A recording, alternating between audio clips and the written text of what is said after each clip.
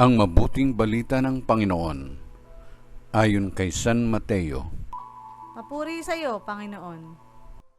Noong panahong iyon, sinumbatan ni Jesus ang mga bayang ginawan niya ng maraming kababalaghan, sapagkat hindi sila nagsisit tumalikod sa kanilang mga kasalanan.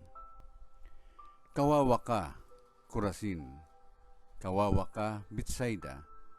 Sapagkat kung sa Tiro at Sidon ginawa ang mga kababalaghang ginawa sa inyo,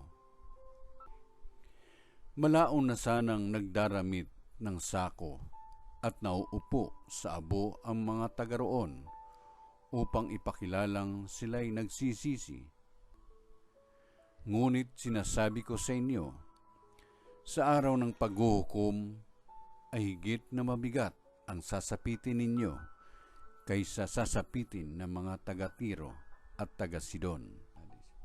At ikaw, Kapernaum, ibig mong mataas hanggang sa langit, ibabagsak ka sa Hades. Sapagkat kung sa Sodoma ginawa ang mga kababalaghang ginawa rito sa inyo, sana'y nanatili pa ito hanggang ngayon.